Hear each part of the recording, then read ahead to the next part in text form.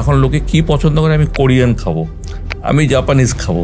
Business শুরু করার আগে কোন কোন প্রিপারেশনগুলো দরকার, মানে এই ব্যাপারগুলো কমপ্লিট হওয়ার পর আমি একটা বিজনেস শুরু করবো, দ্যাট ইজ ভেরি ইম্পর্টেন্ট। সবার আগে যেটা দরকার সেটা হচ্ছে ধরো ফুড বিজনেসে প্রমোশন কতটা ইম্পর্টেন্ট? যে দিখতা হয় ও বিকতা হয়, তোমাকে দেখাতে হবে।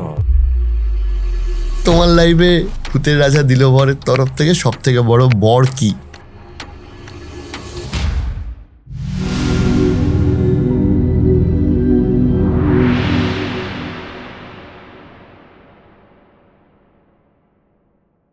আমি তোমায় আর একটা জিনিস জিজ্ঞেস করবো, সেটা হচ্ছে যে ধরো এটা তো তুমি বিজনেস মানে করা এবং সেটা সাকসেস নিয়ে কথা বলছিলে, আমি বলছি বিজনেস শুরুর আগে, কারণ এখন না সব ধরতক্তা মারপেক হয়ে গেছে। মানে আজকে মনে হলো কালকে বাবার থেকে টাকা নিয়ে ব্যবসা শুরু করে দিলাম, ফেল করলো, বাবার টাকা ঢুকছে, আমার না। তো এইটাও কিন্তু একটা জেনারেশনের মধ্যে একটা প্রবলেম দেখা যাচ্ছে, যে এক হচ্ছে রিসোর্সটা জোগাড় করতে হচ্ছে না বলে একটা সুবিধা বা সেটা অসুবিধা হচ্ছে যে নিজের খাটনির টাকা না। আর 2 নম্বর কথা হচ্ছে যে সহজেই ছেড়ে চলে আসছি। বিজনেস শুরু করার আগে কোন কোন প্রিপারেশনগুলো দরকার, মানে এই ব্যাপারগুলো কমপ্লিট হওয়ার পর আমি একটা বিজনেস শুরু করবো, দ্যাট ইজ ভেরি ইম্পর্টেন্ট। যে আমার মনে হলো কাল সকালে শুরু করে দিলাম, সেটা না। না, সবার আগে যেটা দরকার সেটা হচ্ছে তুমি কোন লোকেশনে তুমি ব্যবসা করতে চাইছো, সেই লোকেশনের এরকম একটা জায়গা হওয়া দরকার যেটা একটা লোকে বাজার এরিয়া বা কোনো স্ট্যান্ড এরিয়া, যেখানে রিক্সা থেকে বা অটো থেকে লোক ওঠানামা করছে বা বাস থেকে ওঠানামা করছে, সেইখানে যদি কোনো বিজনেস করা যায় হিট হবেই। লোকেশনটা খুব দরকার। এবার কি জিনিস থাকবে, তুমি যদি আজকের দিনে করো, আমি পড়েছি আজ থেকে 26 বছর আগে, তখন লোকের কুইজিনের টেস্ট অন্যরকম ছিল। এখন কিন্তু এই মুহূর্তে করতে গেলে লোকে কুইজিনের টেস্ট কিন্তু অন্যরকম হয়ে গেছে।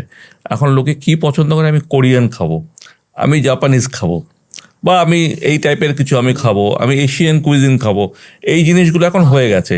সুতরাং তুমি কোন লোকেশনে করছো, সেই মেনু নিয়ে আসছো, কি মেনু নিয়ে আসছো, তার উপরে কিন্তু ডিপেন্ড করছে। এগুলো কিন্তু মাথায় রাখতে হবে নতুন কোনো বিজনেস করতে গেলে।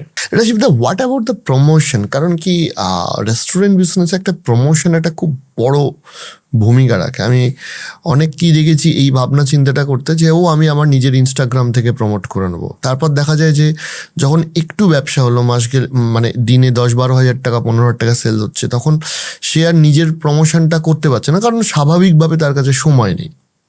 আবার এই ধরনের ফুড স্টার্ট আপগুলোতে, মানে যার হয়তো মাসে 5 লাখ টাকার নিচে সেল, সেখান থেকে হয়তো তার 20-30 হাজার টাকা পকেটে চলে আসে, কিন্তু তার কাছে এনাফ বাজেটও নেই যে ফুড ইনফ্লুয়েন্সার বা সেলিব্রিটি তাদেরকে দিয়ে প্রমোট করানোর ক্ষেত্রে। তাহলে ধরো ফুড বিজনেসে প্রমোশন কতটা ইম্পর্টেন্ট, বা কিভাবে করবে শুরুর দিকে? একটা মেন কথা হচ্ছে যে দিখতা হয় ও বিকতা হয়, তোমাকে দেখাতে হবে, নাহলে কিন্তু তোমার বিক্রি হবে না।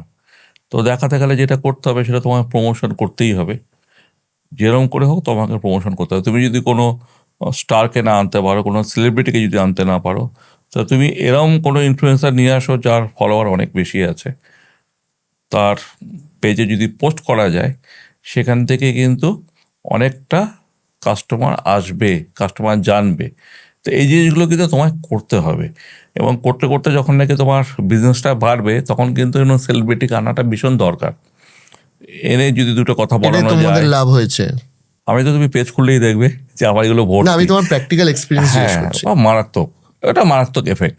আজকে দেখো, মানে টলিউডের এরকম অনেক বড় বড় সিনেমা রিলিজ করেছে, তার ফার্স্ট যেটা প্রেস মিট সেটা ভূতের রাজা দিলবরই হয়েছে, এবং অনেককেই সেটা মনে করে হচ্ছে ভূতের রাজা দিলবর এরকম একটা লাকি জায়গা যেখানে প্রথম প্রেস মিটটা করলে সেই বই হিট করবে। হ্যাঁ, বড় বড় যারা নাকি প্রোডাকশন হাউস আছে তারা এটা মনে করে, এবং আমার ওখানে হবেই, এবং হয়ে তারপর আদার্স অন্য জায়গাতে হবে, ভূতের বর্ণ নিয়ে তারপরে কিন্তু বাকি কাজগুলো হয়। যদি আমি জিজ্ঞেস করি তোমার লাইফে ভূতের রাজা দিলবরের তরফ থেকে সব থেকে বড় বর কি? দেখো, সবচাইতে বড় বর বা যেটা তুমি বলতে পারো, আজকে ধরো যে তোমার সামনে বসে আছি, আজকে বসতে পেরেছি, কারণ তোমার সামনে তো সবাই বসতে পারে না, এবং একটা পরিচিতি পেয়েছি। হ্যাঁ, তোমাকে বহু আজকে? মানুষ celebrate হ্যাঁ, তো মানে এখন ধরো লাস্ট, আমাকেই কত মানুষ বলেছে তোমার কথা, মাঝে মাঝে আমিও ফোন করি তোমাকে।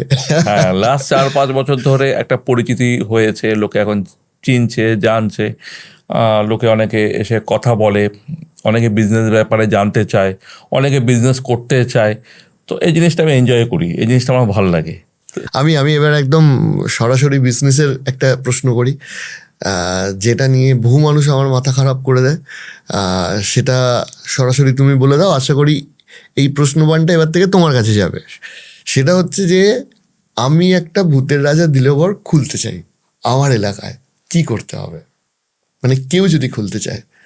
প্রথম কথা হচ্ছে, এই মুহূর্তে কলকাতায় ভূতের রাজা দিলবর খোলার মতো অবস্থাতে নেই বা কোনো জায়গা নেই। আমরা 2টো ব্রাঞ্চ শিফট করছি এই মুহূর্তে, সেটা হচ্ছে শ্রীরামপুর, আমাদের যে ব্রাঞ্চটা ছিল সেটা আমরা শিফট করছি এই মুহূর্তে। শ্রীরামপুর খালি জায়গায় আছে, তো আমি বিজনেস পার্টনার খুঁজছি। আরেকটা হচ্ছে চন্দননগর, যেখানে আমাদের ছিল, সেটাও আমরা শিফট করছি, আরেক জায়গাতে নিয়ে যাচ্ছি, যদিও ওটা হয়ে গেছে। হ্যাঁ ওটা, ও, চন্দ্রনগর হ্যাঁ done। চন্দ্রনগর হয়ে গেছে, চন্দ্রনগর খালি নেই এখন। শ্রীরামপুরটা আমরা করব, কলকাতার আশেপাশে এটাই আছে। এখন যেটা আমার ইচ্ছে সেটা হচ্ছে মেট্রোপলিটন সিটি যেগুলো আছে, গুড়গাঁওতে আমাদের কথাবার্তা হচ্ছে, দিল্লিতে আমাদের ওপেন করার ইচ্ছা আছে, বোম্বেতে ওপেন করার ইচ্ছা আছে, এবং অবশ্যই পুরীতে একটা ওপেন করার ইচ্ছা আছে। এই জায়গাগুলো খালি আছে এবং এর জন্য আমার বিজনেস পার্টনার প্রয়োজন। যদি কেউ চায় আমার সাথে যোগাযোগ করতে পারে। কন্ট্যাক্ট নাম্বার আমাকে ফোন করলে আমি দিয়ে দিই, তোমার প্রোফাইলের লিঙ্কটা আমি দিয়ে দেবো, ওখান থেকে আপনারা নাম্বারটা নিয়ে নেবেন, আমাকে চাইবেন না। আচ্ছা, এবার হচ্ছে আর একটা জিনিস জিজ্ঞেস করছি যে তুমি বলছিলে মেট্রোপলিটন সিটি, আর তোমার তো ইউকে তে খুলেছে, বিদেশে কি আরো এক্সপ্যান্ড করার ইচ্ছা আছে? আমার এই যে বললাম যে এবছরে আরেকটা হবে আমাদের ইউকেতে, এটা হ্যাঁ, তো 2টো আমাদের আউটলেট হয়ে গেল।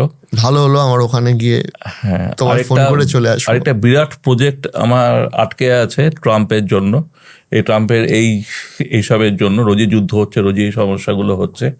সেটা হচ্ছে আমাদের সিলিকন ভ্যালিতে, ওখানে একটা বড় প্রজেক্ট হওয়ার কথা, একসাথে 2-3টে রেস্টুরেন্ট ওপেন হওয়ার কথা, যেটা লাস্ট 6 মাস ধরে আমাদের কথাবার্তা হচ্ছে, কিন্তু আমরা কিছুই করতে পারছি না। তো আমি যাচ্ছি এই ধরো জুন মাসের লাস্ট উইকে ইউকে ইউএসএ যাচ্ছি, জায়গাগুলো ভিজিট করব যদি পসিবল হয়। তো আশা করি যে এবছরের শেষে ইউএসএ তো কয়েকটা ওপেন হতে পারে। ভূতের রাজা দিলবর বাঙালির হাত ধরে এতদিন সিলিকন ভ্যালির বিভিন্ন কোম্পানি আমাদের ফোন থেকে আরম্ভ করে সবকিছু আমাদের এখানে এসছে, বাঙালির হাত ধরে একটা বাংলার ব্যবসা সিলিকন ভ্যালিতে গিয়ে বিজনেস করবে, এর থেকে গর্বের বাঙালির কাছে আর কি হতে পারে?